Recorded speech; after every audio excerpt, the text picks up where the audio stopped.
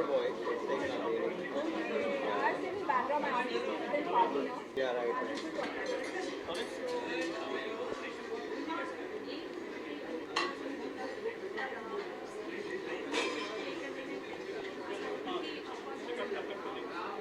नाम के साथ में दिवाली की शुभकामनाएं देना चाहिए। जी, हेलो एवरीबॉडी, मेरा नाम मेलेनी नाजरत है और मैं सभी दर्शकों को दिवाली की शुभकामनाएं देना चाहती हूँ। दिल से अच्छी तरह से दिवालियाँ मनाइएगा, प्यार बांटिएगा, पटाखे फोड़िएगा, लेकिन थोड़े सेफली। बात करें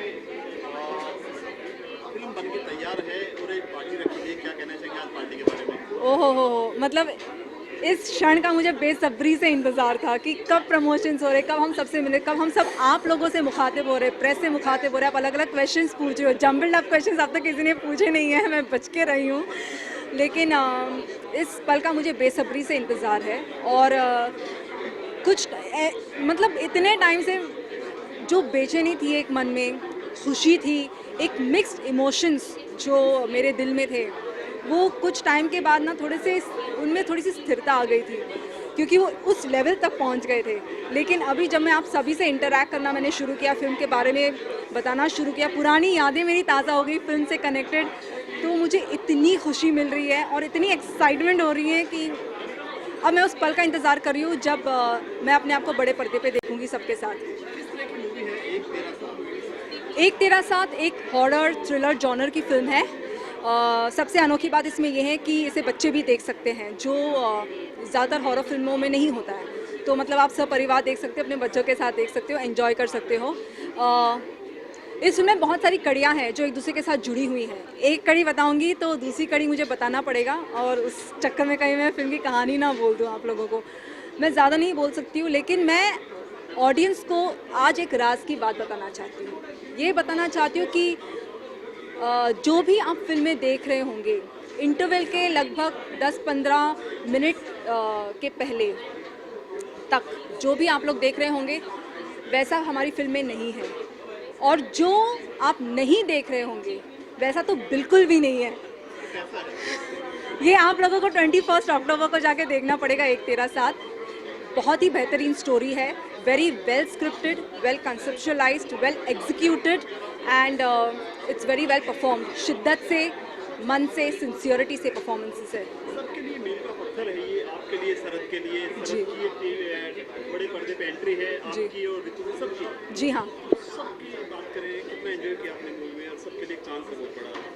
बहुत बड़ा चांस है। इनफैक्ट हम सब एक दूसरे लेवल की कनेक्टिविटी रखते हैं। इनफैक्ट हम लोग सब एक इमोशनल लेवल की कनेक्टिविटी है हमारी। हम सब इस फिल्म को लेके बहुत इमोशनल हो गए हैं। ज़्यादातर जब भी आज तक काम किया है सीरियल्स में वगैरह, एक प्रोफेशनल लेवल पे हम लोगों ने काम किया है, सबके साथ काम करते हैं। शो ख़त्म हो जाता है, उसके बाद नेक्स्ट शो में जुड़ जाते हैं, फिर नए फ्रेंड्स, नए को एक्टर्स, नए, तो ये दौर चलता ही रहता है। लेकिन इस फिल्म से हम सब बहुत ज़्यादा जुड़े हुए हैं। वो भी इसका श्रेय मैं अरशद सिद्दीकी को देना चाहूँगी, जो हमारे डायरेक्टर हैं, क्योंकि उन्होंने हमें सब साथ में बिठाया। स्क्रिप्ट हमें कभी दी नहीं, उन्होंने कहा ये सीन है, मुझे ये सीन में ये कंटेंट्स चाहिए, अभी हम बैठ के अभी बनाएंगे कि हमें क्या करना है, क्या बोलना है। शरद चलो तुम कुछ ऐसा बोलो, तुम यहाँ से शुरू करो। तो शरद ने कुछ बोल दिया, तो मुझसे तुम क्या बोलोगी? मैंने कहा सर शायद मैं ऐसा कुछ जवाब दूंगी जो मेरा कैरेक्टर है उसमें, सोनाली रावत, शायद सोनाली ऐसा कुछ बोल दे, तो इसे, लेकिन तो सर कहते ऐसे, चलो ये भी अच्छा है, फिर सर भी कुछ बोलते थे। ऐसे करके जो उन्होंने हम सबके बीच में एक कनेक्टिविटी बनाई है, वो आज तक बहुत ही स्ट्रॉन्ग है। तो that's reason why we are all very well connected to the film and we are all emotionally connected to the film. Sharad की बात करें, काफ़ी मजे आर्टिस्ट है, 10 साल से है, उनके 10 साल उसके इंडस्ट्री में बड़े बड़े शो कर चुके हैं, माना प्रताप जैसे। क्या क्या टिप्स दी आपको सेट के दौरान? शरद एक ऐसे एक्टर हैं जो अपने बारे में ही नहीं, अपने को एक्टर के बारे में भी उतना ही सोचता है। उसने बहुत सारे सजेशंस दिए हैं। जब भी हम सीन्स करते थे तो फिर वो समझो कि मैंने कुछ ऐसा कर दिया, मैंने कुछ एक डायलॉग को मैंने इस तरह से बोल दिया, अगर शरद को लगा कि शायद मैं ये डायलॉग मैं इम्प्रूव कर सकती हूँ, मुझ में वो काबिलियत है कि मैं इसको बेटर तरीके से कुछ कर सकती हूँ, तो ऐसे नहीं कि वो आके बोलता था यार तुमने वो किया नहीं, ऐसे कभी कुछ कटील अंदाज में नहीं बोलता था, या तंजिया अंदाज में कभी उसने कुछ कभी बोला नहीं। वो हमेशा इस तरह से कहता था कि तुमने ये जो किया ना ये बहुत अच्छा है, लेकिन शायद अगर तुम वैसा करती तो हो सकता है कि वो ज़्यादा अच्छा लगे, मतलब मुझे नहीं पता, तुम देख लो। तो मैं समझ जाती थी ये बॉस ये बहुत बढ़िया सजेशन मुझे एक्चुअली दे रहा है, और मैंने वो करके देखा तो वो वाकई वो सीन काफ़ी उभर के आया है।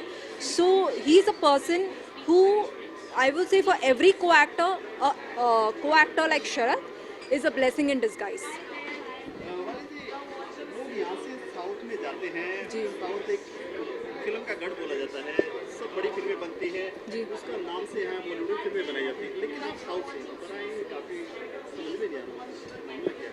नहीं, मैं मेरे डैडी मैंगलोर से हैं और मेरी मम्मी मुंबई की है। मैं मुंबई में ही पली बड़ी हूँ, तो मैं पक्की मुंबईया ही हूँ। और मुझे हिंदी फिल्मों से तब से प्यार है जब से मैंने होश संभाला है इस दुनिया में। हिंदी यू कैन से, जैसे अमिताभ जी कहते हैं I walk English, I talk English, तो I can say I walk films, I talk films, I eat films, I sleep films. तो मैं इनफैक्ट जब मैं छोटी थी तो मैं दीवारों से बात करती रहती थी, मेरे सामने एक किताब ऐसी खुली रहती थी। और एक दिन मेरे डैडी ने मुझे देखा कि डैडी ने पूछा क्या कर क्या रही हो तुम? मैंने कहा नहीं कुछ नहीं, वो ऐसे ही वो कल मैंने फिल्म में देखा था, वो वैसे ही कर रहे थे वो हीरो। डैडी कहा अच्छा अच्छा ठीक है। तो डैडी समझ गए कि मुझे वो एक्टिंग का कीड़ा बहुत जम के भरा हुआ है, और डैडी थे जिन्होंने मुझे इस लाइन में एनकरेज किया है। तो मैं जब से मैंने होश संभाला है मैंने फिल्मों के बारे में ही सोचा है। If I wouldn't have been an actress I would have been dead. जो हम दुआ करते हैं फिल्म काफ़ी हिट हो। थैंक यू, आपके फिल्म को थैंक यू। प्लीज़ मेरी मनोकामना है कि मैं हमेशा आपके साथ फिल्मों को लेकर इंटरव्यू करूँ। Thank you. बैठे रहना, होल्ड किया ना बेटा आपके इसमें।